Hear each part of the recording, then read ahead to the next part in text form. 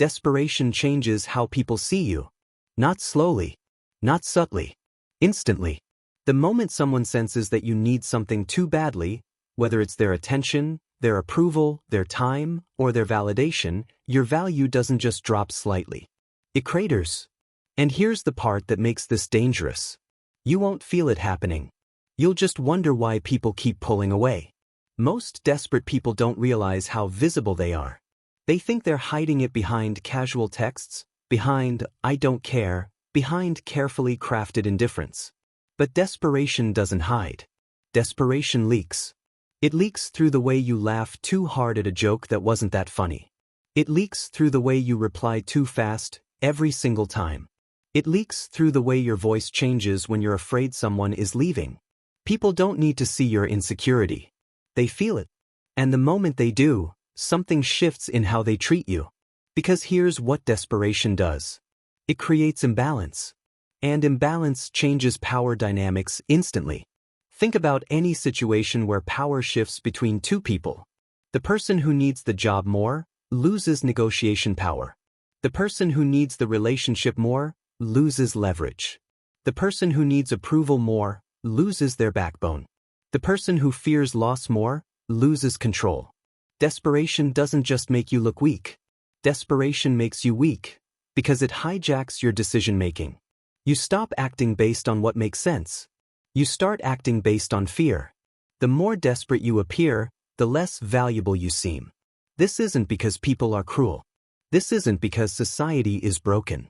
This is biology. Humans are wired to associate desperation with scarcity and weakness. When someone appears desperate, your brain subconsciously signals. This person has few options. This person is struggling. This person's position is low. And no one is attracted to low position. Not romantically. Not socially. Not professionally. The moment you look desperate, people don't just lose attraction to you. They lose respect. But here's what makes desperation especially dangerous. It creates a feedback loop. The more desperate you feel, the more desperate you act. The more desperate you act, the more people pull away. The more people pull away, the more desperate you feel. You get trapped in a cycle that keeps reinforcing itself. And the worst part? The person who is most trapped in this cycle is you. You don't see it because you're living inside it. Desperate people push too hard. They don't mean to. They just can't help it. Because when you're desperate, waiting feels like suffocating. So you send too many messages. Give too much attention. Overexplain your intentions.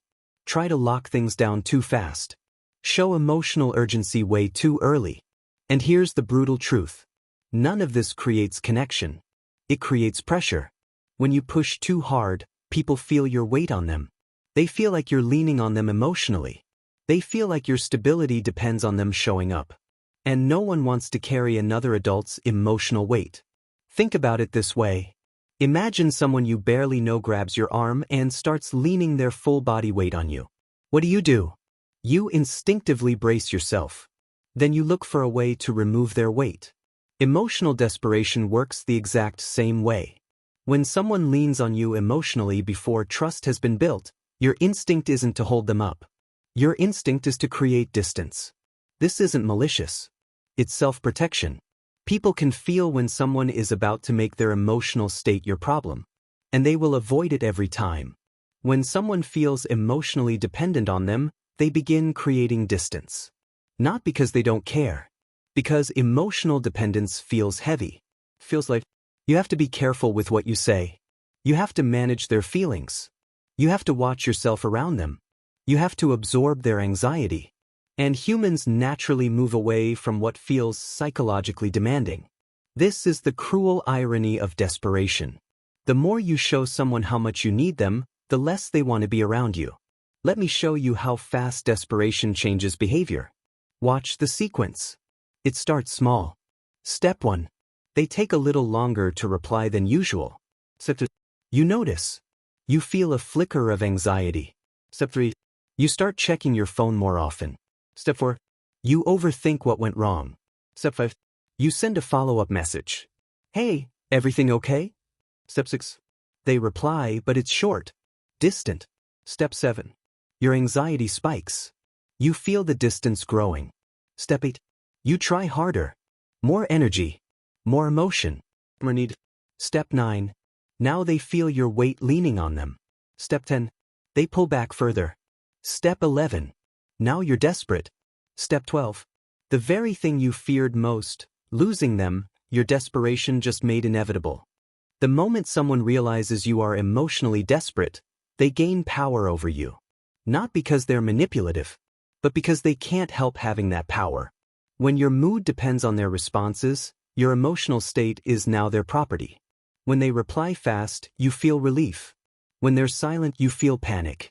When they give attention, you feel worthy. When they withdraw, you feel worthless. You've handed them the remote control to your emotions. And even a good person can't resist occasionally noticing that they have that power.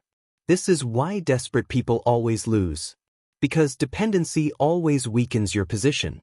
The moment you need something from someone more than they need it from you, you've lost the upper hand. This is where Stoic philosophy cuts directly to the bone. Epictetus taught, some things are within your control. Others are not. What's within your control? Your reactions. Your attention. Your choices. Your actions. What is not within your control? Whether someone replies. Whether someone stays. Whether someone values you. Whether someone chooses you. Desperation is what happens when you invest your self-worth in things outside your control. You become dependent on outcomes you were never meant to control. And that dependency is precisely what destroys your power. The Stoic doesn't lack emotion. The Stoic directs emotion toward what they can actually influence. Now compare the desperate person to someone emotionally grounded. The grounded person cares deeply, but doesn't collapse emotionally. Invests genuinely, but doesn't attach their worth to outcome. Engages fully, but doesn't chase. Communicates openly, but doesn't over-explain or beg. This person feels different to be around. They feel stable. And stability is the rarest quality in a world full of reactive people. Here's the paradox. The person who doesn't need your attention is the person you want to give yours to. The person who isn't afraid of losing you is the person you fear losing. The person who is complete on their own is the person everyone wants to be around. This isn't game playing. This isn't manipulation. This is psychology. Humans are drawn to what feels self-sufficient. Because self-sufficiency signals strength. And strength is attractive in every dimension of life. Humans naturally value what feels emotionally independent. Not coldness. Not manipulation. Not playing hard to get as a tactic. Self-control. The ability to remain centered without constantly seeking reassurance. The ability to care about someone without making them responsible for your emotional state. The ability to want something without being destroyed if you don't get it immediately. This is what separates people who command respect from people who constantly beg for it. Now let me tell you something uncomfortable. Most people don't want to hear this. Desperation doesn't come from love. It feels like love when you're inside it. It feels like, I just care so much. It feels like passion. But it's not. Desperation comes from fear. Fear of rejection. Fear of abandonment. Fear of not being enough. Fear of being alone. Fear of losing what you have. Fear that you won't find anyone else. And when fear drives your behavior, your actions stop feeling like genuine connection. They start feeling like need. And people can taste the difference instantly. The more fear controls your behavior, the more unnatural you become. You stop being present because you're too busy worrying about the future. You stop being authentic because you're too busy trying to keep someone. You stop being attractive because you're too busy trying to be attractive. The very things you do to try to keep people close are the things that push them away. So, what do you actually do about this? 1.